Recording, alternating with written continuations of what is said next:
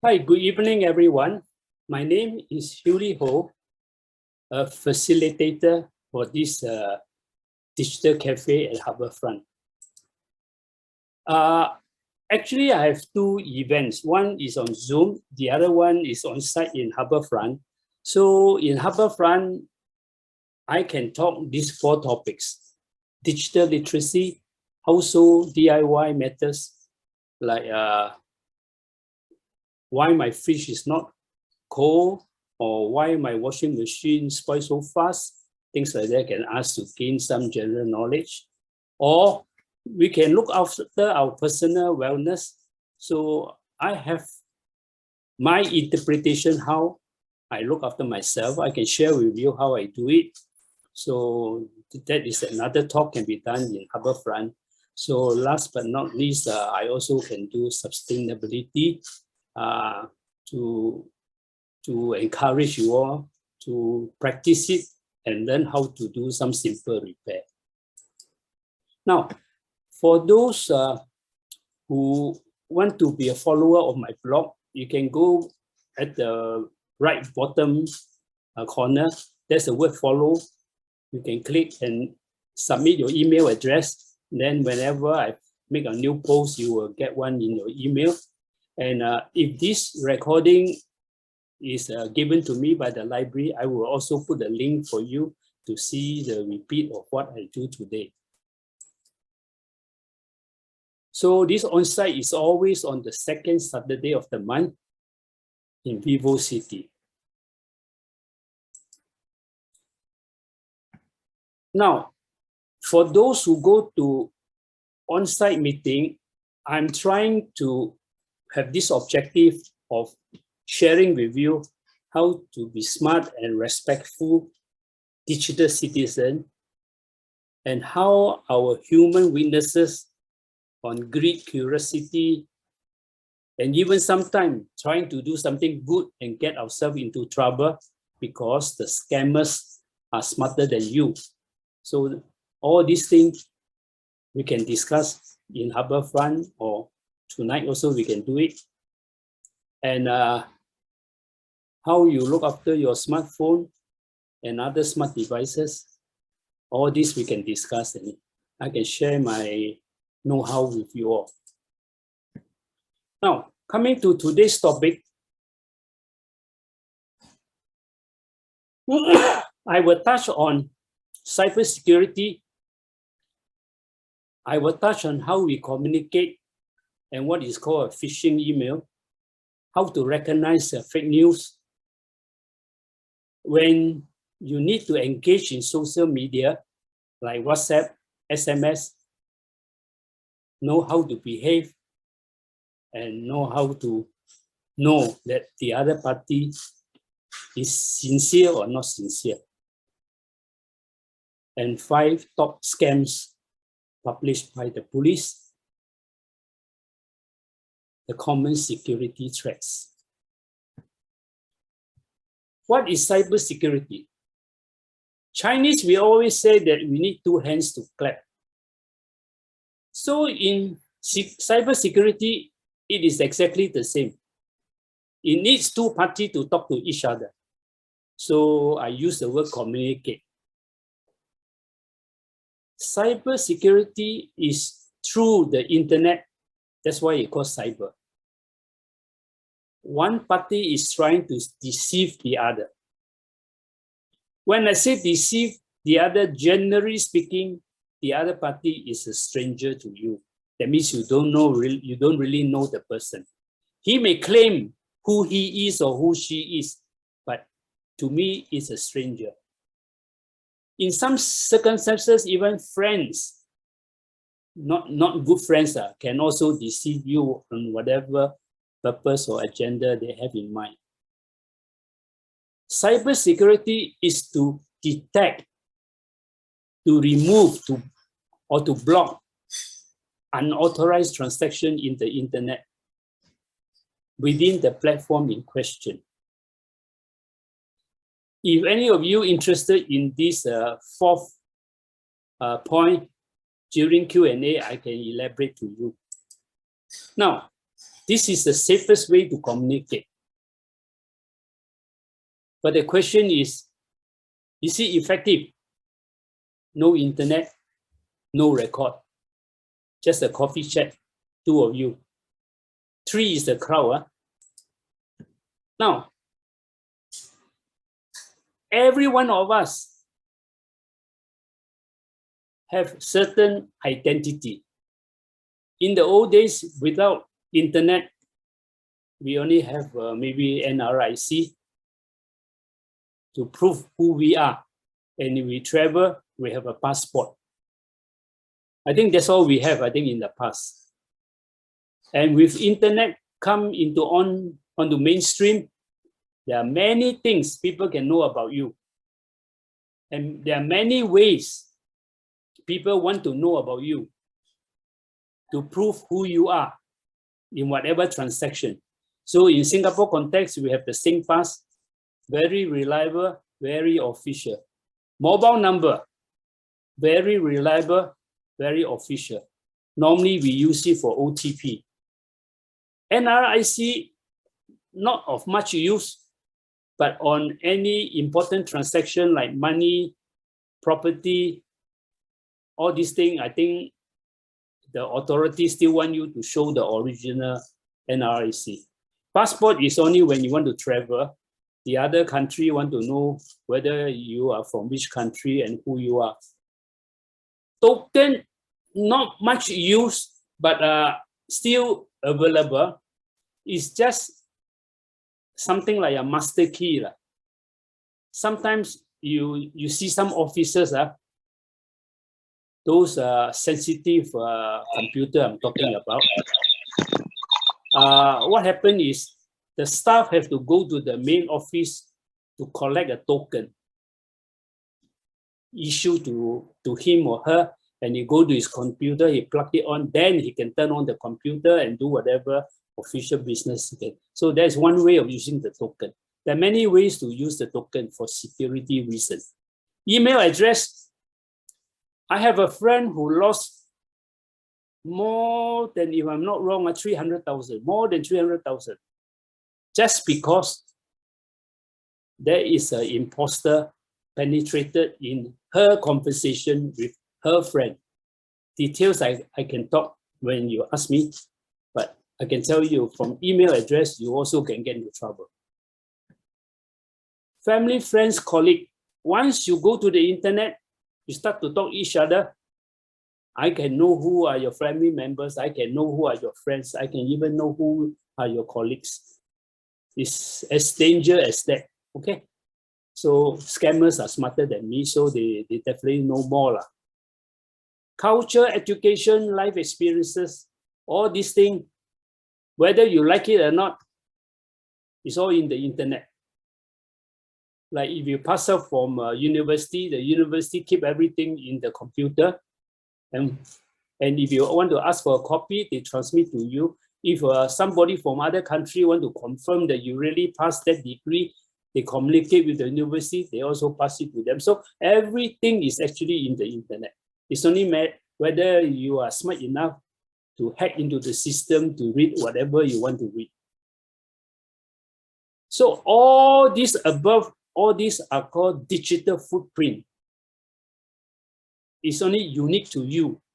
There are many others, like biometric, using fingerprint or using facial, and even using voice. Some banks, when you talk to them, they recorded your voice, they know who you are. Now, communication not only in voice. You see, first one I say 4 eyes is just now the picture I show you, sitting, having a coffee chat. That is called 4 eyes communication. Voice means you have a mobile phone, you talk to your friend, that is called voice communication. SMS, in the old days, we have short messages.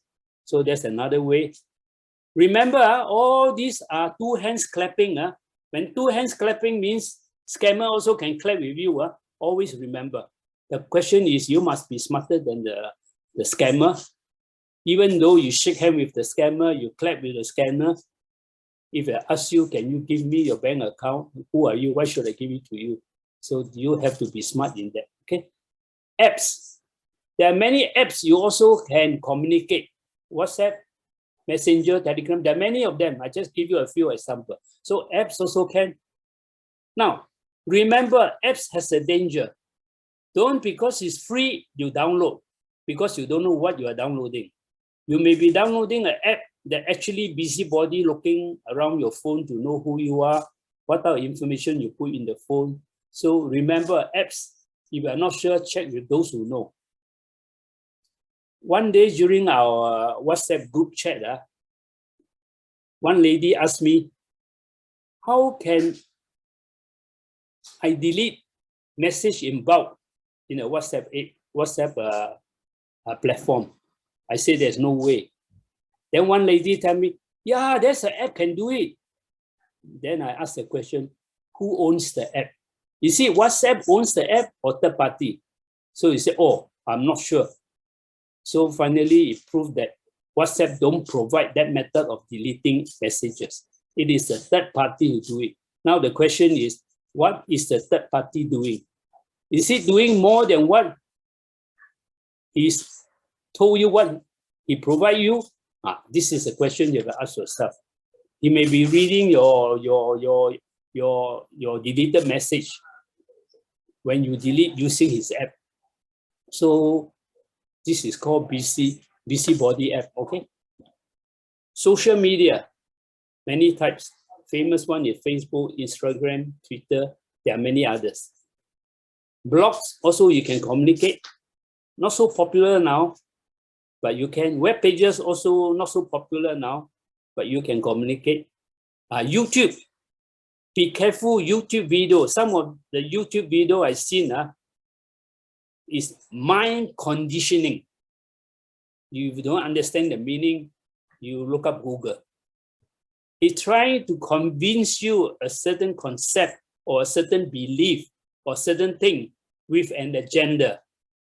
So the thing is to ask yourself, what is this fellow trying to mind condition me to believe in him, in buying his product, or believing in a religion, or what?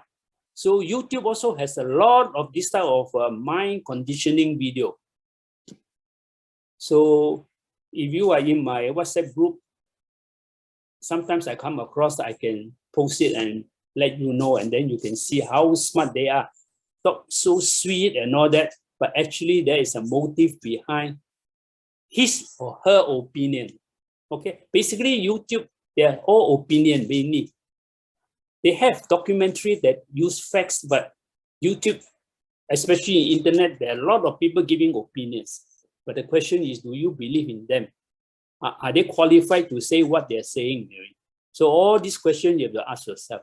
So I have given you 9, but that is not the end, but these are the most common one. If you understand all these 9 and know how to behave, I think 90% of the scam you are smart enough to avoid.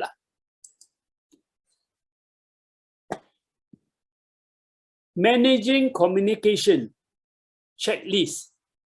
I only list down 4, but there are more than that if you join my coffee chat. I have a coffee chat when I do the Harbourfront online talk. After that, we adjourn for coffee chat. So ask this question when you are communicating with somebody you don't know. It can be claiming from the bank, from the Ministry of Health, from the Immigration Department and all that. So are you sure you know who you are talking to? First checklist, first point, okay? Big companies never ask personal information online. Remember that. So if this joker asks you personal thing and claim that he's from UOB or OCB, all these big companies, you want to believe them? Up to you. But to me, something is wrong. Is the stranger talking about money related question or OTP? OTP is personal to yourself. You should not give to anybody unless the person you trust or your friend or helping you to do something. face to face, not online, then you can do that. But other than that, check with somebody before you release your OTP. Check with somebody you know. This fellow asked me for this. Is he talking the right thing or what? Talk to your friend first. And when a stranger talk about money, love scam is one of them. Okay, love scam. After sweet talk and all that for months or what, then the keyword money come in. Money come in not in the sense of he opened his mouth, talk the word money. If you know English grammar and all these things, if I talk about investment, you have to use your mind to think equal to money. Okay, investment equal to money, loan equal to money. Okay, you have to think like that, then you will avoid a lot of scam. So if your lover tell you, I'm doing investment, I short or how much, technically he just wants some money from you. Okay, as simple as that.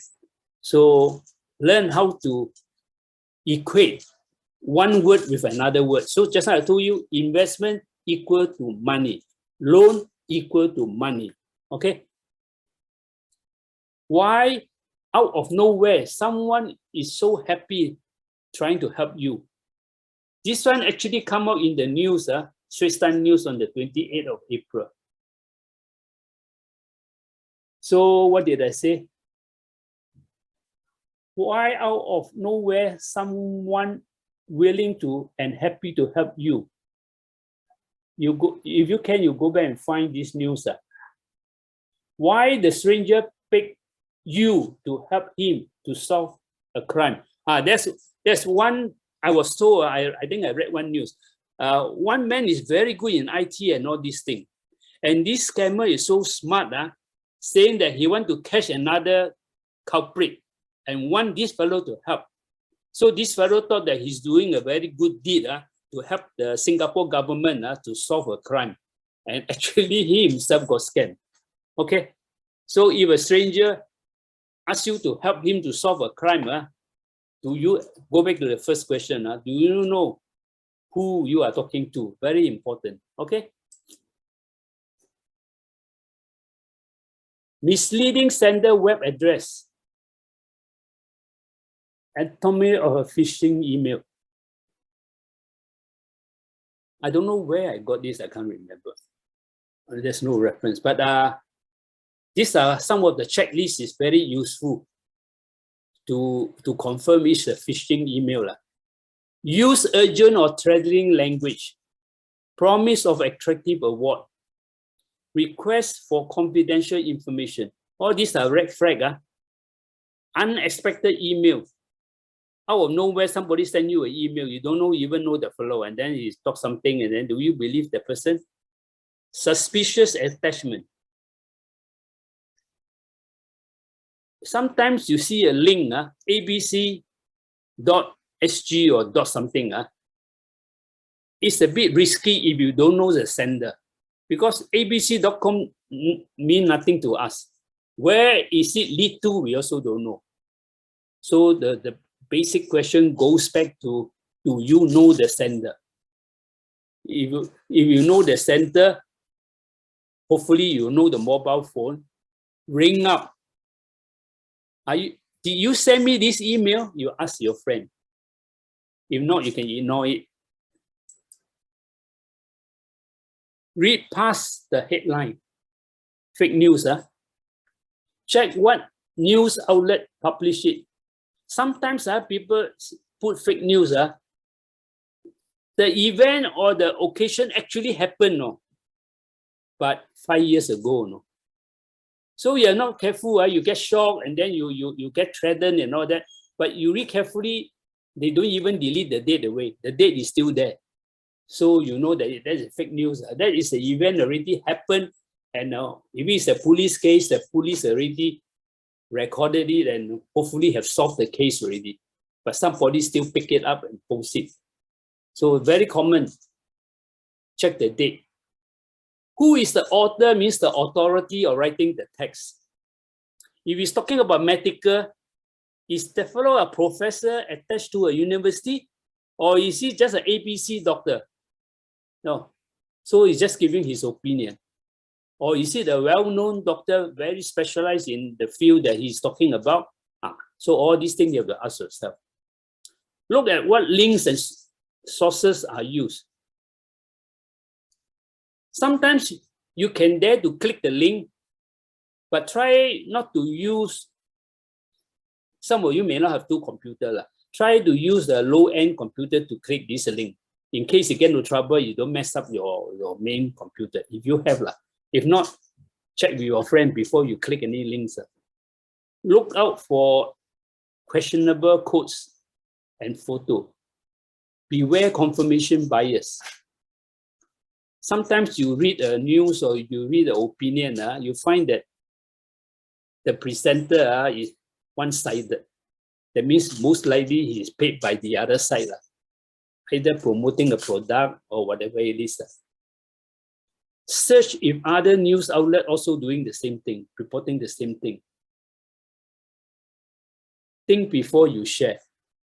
This one is from HuffPost. If you like to engage with social media, try to learn these 3 points first. Be a smart and respectful digital citizen. Social media is not a debate platform. Don't debate and argue on the platform. You can give your opinion and views. If the other party don't agree, just agree to disagree and stop it. That is the way to manage the social media. Learn critical thinking to avoid scam when connected to the internet. Spot fake news or video, false information or misinformation. There's another one we call it no information, silent on the information. Sometimes when people say things, they don't tell you a lie. They silent it. That means assuming a person promoting a product, they will tell you all the good things about the product, but they were silent on the negative on that product, where their competitors are better. So it depends on how knowledgeable you are on that product. So have to be careful, misinformation and silent information. That means they don't tell you. Who will advertise something and say that my product is no good in that? Nobody will do that. You have to find out yourself. This one I got from the scam alert. You can go to this website. It's managed by, I think, the police. They told us these are the current 4 popular ones. I'm not sure whether the importance is based on ranking. I'm not sure. You have to read further. Online purchase scam. Too good to be true. Internet love scam. Just now I told you, investment, need money and all these things. First, they make love with you first, then they start to talk all these things. Impersonation scam. This one I told you, my friend, just because the email address is not chosen properly and got into trouble. Investment scam. Credit for sex scam. Credit for sex scam, mainly you pay upfront first before you think that you will get the service. So once you pay, you go to the place, nobody come and meet you. Here I show you an online, what do you say? Online purchase scam. Okay, here I show you one. Now, if you want to buy anything online, basically there are 2 options. Either you buy from overseas company or you buy from local company. You buy from overseas company, the risk is higher. Because even though it's a genuine company, if something is wrong, very hard to get it resolved. So this is a local company. So local company, our Singapore government has very strict rule. Number 1, you have to register your company. Online company I'm talking about. So you have a company name. And they give you an ID. They call it a UEN. UEN stands for Unique Entity Number. It's something like we all humans, citizen, we have an NRIC. So company also have their own version of NRIC. then they must publish their address. If they buy a van, you notice the van got a sticker at the lower side of the door, the driver's seat one. They have to declare all this, okay? Registered address. Then they will give you the website. So if you buy from this website, you are very safe. Why you're very safe? Number one, it is registered in Singapore. You have a means of complaint, okay? Number two, they have an address. It's not a bluff address. You can go there and knock at the door and complain whatever you want to say, provided it's reasonable. So if you starting to learn online purchase, my opinion or my recommendation is start low. Start with local company first. Local company got a lot. You got Lazada, you got Shopee and all these things. These are branches of a big company in other countries. So you can try, they have local address. Then once you get a hang of it, then you can try overseas with a small amount. And normally online, they have many means of cashless payment. Okay, they will declare to you what are the cards they can accept. So it is very safe to give your details once you click any of this, because it's proper. The security is provided by the company providing the service, not the one selling the product to you. So you notice the responsibility is shared by a few parties. So collecting money, this company outsource to all these paymaster or collect master, they can call that, collect master. So they can collect your money and it's very safe. Okay, anything you feel you don't like it after you collect the product, you have ways of going back to the address. And some of the company even give you the telephone number. Some they give, some they don't give. But anyway, this is the minimum information you have for any online company. How to manage risk on scam? Do not discuss any matter relating to money through the internet, especially with strangers. When you want to go to any online site, go to a secure site. A secure site is one with an extra S on the HTTP. And most big companies always do that, okay? Make more friends who can help you when you are in doubt. Because now, help is just a phone call away. Especially you have WhatsApp group friends and all these things. You come and join our community, or then you make friends, then you can exchange mobile number. You can always ask for help. Join IT related gathering like the one we are organizing, and during the class you can ask any question you want. Remember, in our cyber world, there will be the good, the bad, the ugly, and the crazy people. The bad and the ugly would like to share some of your wealth. So when you need to connect to the internet, put on your thinking cap and ask yourself why you need to follow the stranger instruction. So you have to think carefully. Now, security threat, these are the 4 I came across more often. There are others. First is the eavesdropper. My friend, the email, that one is number 1 attacker, eavesdropper. Number 2 is intruder. Intruder, I call it the busy body app. Once they enter to your smartphone or laptop, they can suck out your information, and they can sell to advertiser to come and pressure you to buy their product. Basically, most of them are like that. But there are other more important ones like impersonator. It can be through an email. It can be through a SMS. It can even through voice also can. To say they are so and so. So to trick you to give the information or follow the instruction. Very common nowadays scam, impersonator. extortionists don't really concern us more because we are not doing business. It's more to disturb those big companies that has a lot of profit, to take them at ransom. You don't pay me, I will delete all your files away in your company computer. So company have ways to prevent all these things. This one is just for information, the FOMA Act. If the fake news or false information is of public interest, it may fall under this protection. So if you want to post things, you have to be careful. So if you post opinion, it's okay. But if you post facts, first of all, you must understand the meaning between facts and opinion. What's the difference?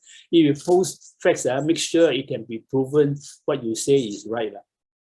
If not, then people can challenge you and then you may get into trouble.